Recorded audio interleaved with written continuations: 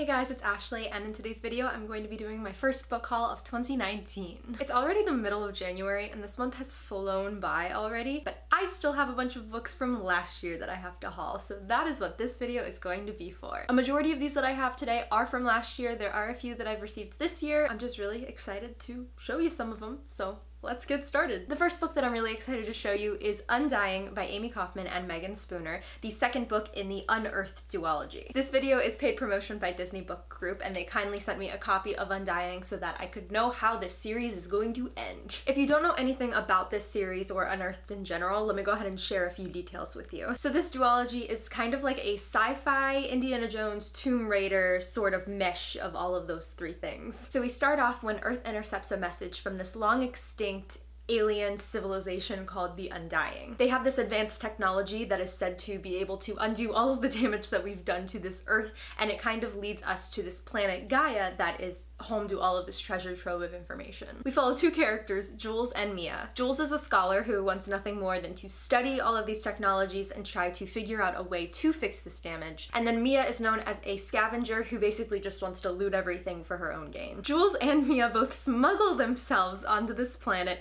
and when they're beset by rival gangs, they have to form this alliance to try to get themselves to safety. But as they're trying to navigate all of these twists and turns that this planet and this undying civilization has to offer, they kind of realize that the objective of the Undying might not be to help them after all. Apparently the second book takes place in a few different places around the world, like Spain and Prague, which I'm really excited about because if you guys know me, you know that I really want to travel, so I will read anything about different places. So if you guys didn't already know, Amie Kaufman and Megan Spooner actually wrote the Starbound trilogy, which I've heard really good things about but have yet to read, and Amie Kaufman is co-author of one of my favorite series, Illuminae with Jay Kristoff, which is why I'm super excited to read this series because I love her writing and I love her work with Jay Kristoff, so I can only imagine how great this one is going to be. These books are full of action and adventure and romantic tension that just makes you want the two characters to just get together right now, and I'm just really excited to know how the series is going to end because it sounds like a wild ride. So Unearthed was released last year and Undying is in stores January 22nd, so as of when this video is going up, you can currently go up and buy your copy.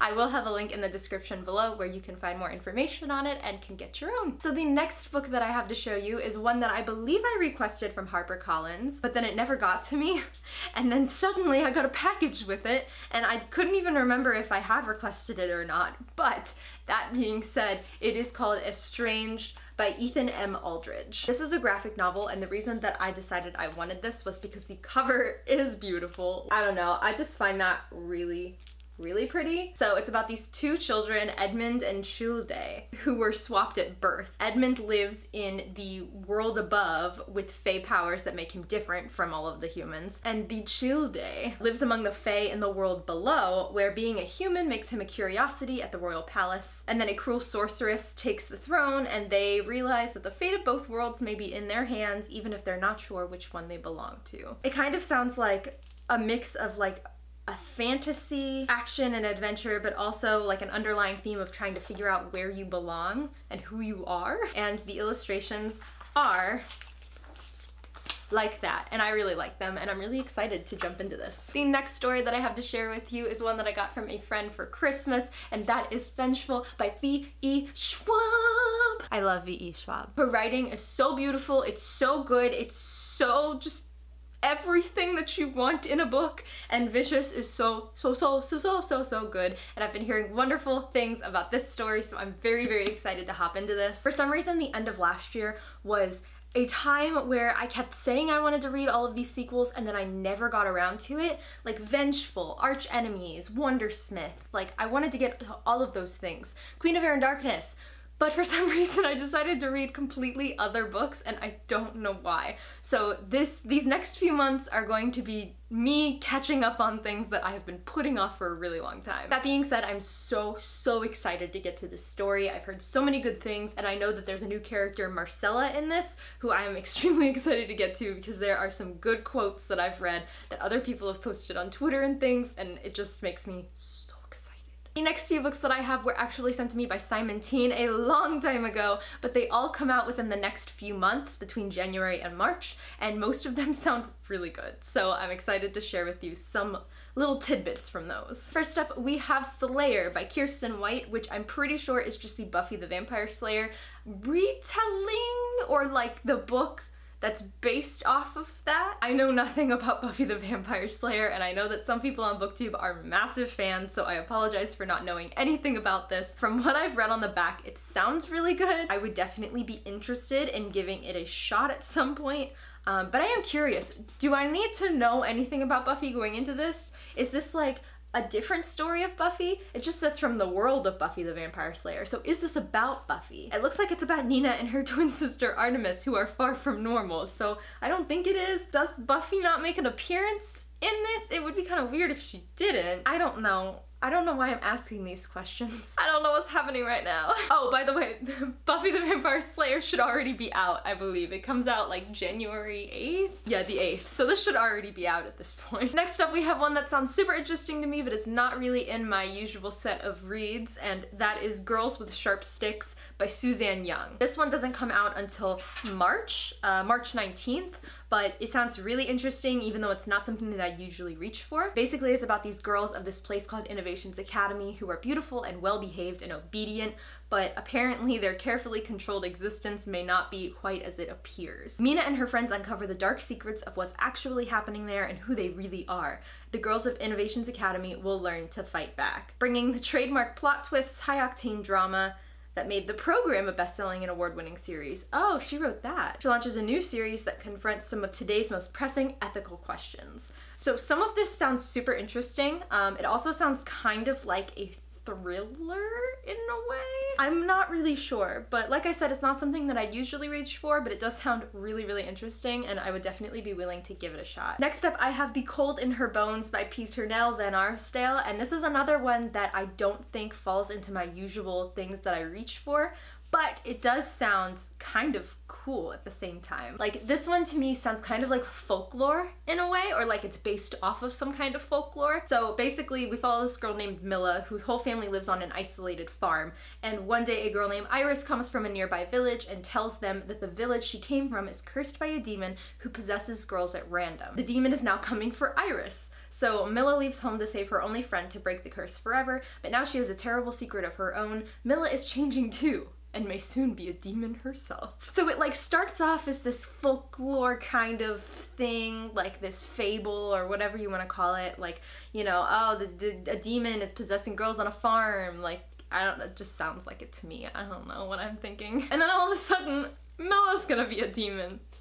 What's happening? Anyway, this book comes out January 22nd, which means it should already be out. Next up is one that I do think sounds like it's in my realm of reading, and that is Crown of Feathers by Nikki Palprito. We start off with I had a sister once. In a world ruled by fierce warrior queens, a grand empire was built upon the back of the Phoenix Riders, legendary heroes who soared through the sky on wings of fire, until a war between two sisters ripped it all apart. I promised her the throne would not come between us. So then apparently 16 years later, we've got Veronica, who's a war orphan. She wants to be a Phoenix Rider, but then there's a shocking betrayal from her controlling sister, and she strikes out alone to find the Riders. And then it means disguising herself as a boy to join their ranks. So we've got a parallelism between the two sisters who ripped the world apart, and we've got a sort of kind of Mulan-ish reference, I guess. I feel like whenever somebody disguises themselves as a boy to get into a war, it's like a Mulan reference, and it's the one thing my brain goes to and I can't stop. It is a fact of life that one must be killed or be killed, rule or be ruled. Just as Veronica finally feels like she belongs, her sister turns up and reveals a tangled web of lies between them that will change everything. And meanwhile, the new empire has learned of the Riders' return and intends to destroy them once and for all. Sometimes the title of queen is given. Sometimes must be taken. Yeah, and then it just goes on to say that it's an epic fantasy about love's incredible power to save or destroy. Oh, interspersed throughout is the story of Avalkyra Ashfire, the last Rider Queen who would rather see her empire burn than fall to ashes in her sister's hands. Oh, so cool. So it is like a parallel story between the sisters who destroyed the world and the sisters who we're following now, which I think is really, really cool. This one is not out until February 12th. And then finally in this box that Simon sent me months ago that I haven't done anything with yet, we have the one that I was probably most excited about, and that is Sky Without Stars by Jessica Brody and Joanne Rundell. This is book 1 in System Divine. First off, I want to point out this cover is really pretty. It's like, you can't see with the glare, but it's got like a globe, and then it's got the Eiffel Tower and a few other things around it, which makes me believe that it takes place in different parts of the world, but the back and the summary really got me. A thief, an officer, a guardian, all from different backgrounds, but sharing one same destiny. So we're on planet Laterre. It was founded 500 years ago after the last days. An extravagant elite class reigns supreme, clouds hide the stars, the poor starve in the streets, and a rebel group long thought dead is resurfacing. We've already got the groundwork laid for basically every YA fantasy book ever. So, whispers of revolution have begun. We follow Shatine, a street-savvy thief who will do anything to escape the brutal regime, including spy on Marcellus, the grandson of the most powerful man on the planet. Who do we follow next? Marcellus, an officer, the son of a traitor. Groomed to command by his legendary grandfather, Marcellus begins to doubt the government he's vowed to serve when he discovers a cryptic message that only one person, a girl named Alouette, can read. And who's next, you say? Well, that would be Alouette. She is living in an underground refuge where she guards and protects the last surviving library on the planet. I like Alouette already. The shocking murder will bring Alouette to the surface and plunge Laterre into absolute chaos. Each has a role to play in Laterre's future, but what the future will be is entirely up to them. This is a big book. It's a big, hefty book, and I'm very excited to get into this because it sounds like The Last Magician set in a different world. Whenever there is any kind of like a ragtag, like people who do not belong together getting together to fight a common enemy or something like that along those lines, I'm so in. I love, love, love that sort of plot, and I'm ready for this. I'm ready right now. This one actually doesn't come out until March 26th, which is also my brother's birthday. So happy birthday, Cody. You get a book. And the last few books I have to share with you, I'm gonna go through rather quickly because I have a lot of them, and they're mostly really small middle grade books that Scholastic kept sending me. First up, we have The Light Jar by Lisa Thompson.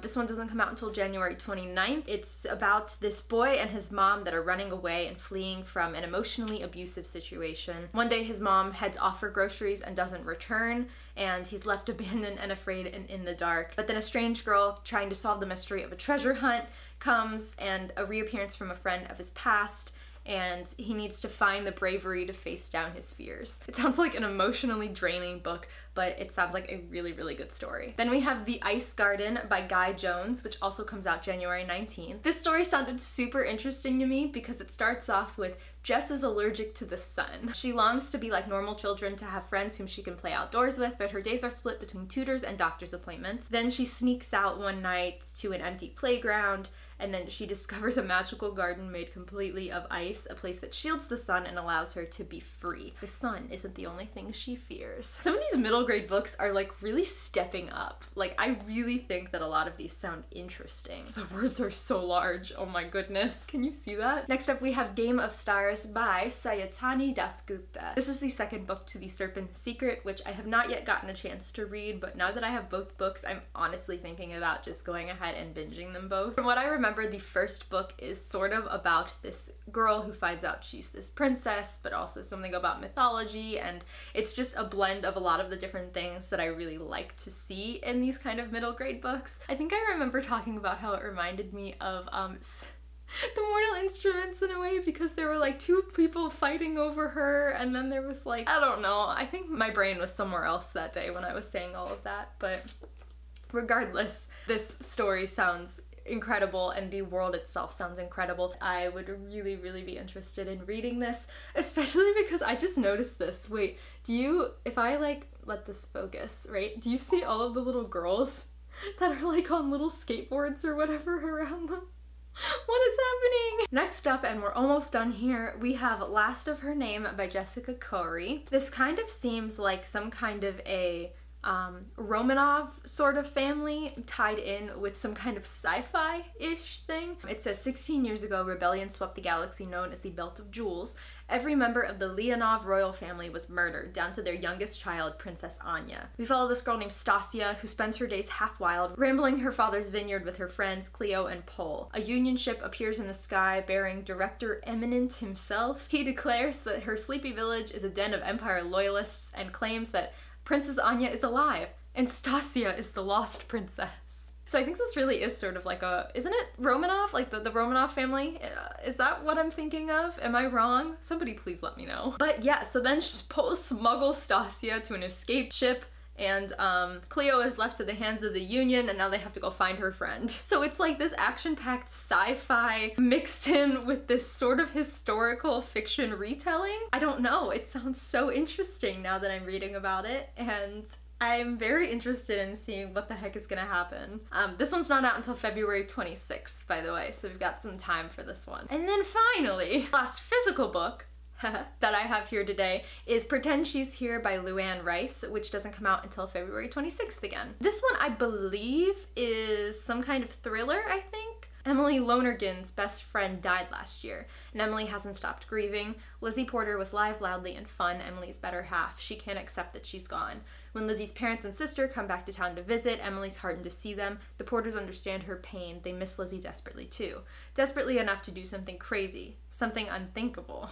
Suddenly, Emily's life is hurtling toward a very dark place, and she's not sure she'll ever be able to return to what she once knew was real. What is the crazy, unthinkable thing that the family with the dead daughter is going to be doing? I don't know. I'm so worried at this point. And finally, I have the last thing that I wanted to show you guys, and that is actually my Kindle that I just bought. So one of my New Year's resolutions this year, which I haven't actually shared with anybody yet, but I will tell you guys here, is to sort of declutter, de-stress, kind of like the Marie Kondo way of the KonMari way of organizing that just has taken the world by storm apparently now. One of my ways to achieve this was to get an e-reader. I asked you guys on Twitter which one you thought was better, the Kindle or the Nook, and 98% of you said Kindle, so I bought a Kindle. I got the Kindle Paperwhite. There's 3 different levels of Kindles that you can get, the basic, the medium, the more expensive one. I got the medium one, and I actually really like it. It's a lot smaller than I thought it was going to be. For instance, if we're going to put it up against a book, here is the size comparison of the two. It's a lot smaller than I thought. It's a lot lighter than I thought it was gonna be,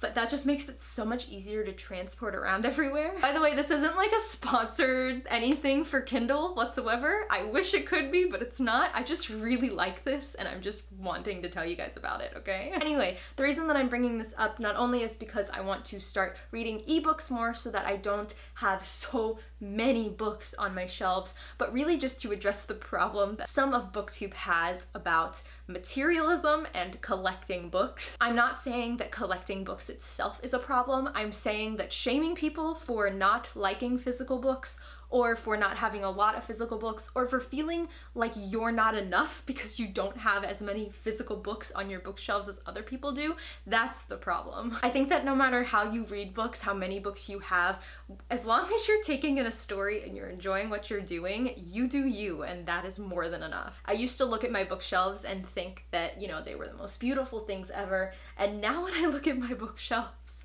all I see is just a mess. I just see a mess, and I just want to make them clean and beautiful again. So that's what I'm going to be working on this year, along with decluttering my closet and going through my clothes. So the first book that I got on this e-reader was Siege and Storm, which is book 2 in the Grisha trilogy by Leigh Bardugo, and I really love reading on this thing. So yeah, I just wanted to make a mention of that in my haul because technically this is going to be holding a lot of books, and I'm going to be reading a lot of books off of here this year, so I just wanted to make it known that I have one. So guys, I think that that is everything for this video. Thank you once again to Disney Book Group for sponsoring this. Tell me down below if you had any sort of reading or bookish resolution that you wanted to accomplish this year. As I said, mine has been to declutter and cleanse my life and my bookshelves and try to get rid of things that I know are just taking up space for no reason whatsoever.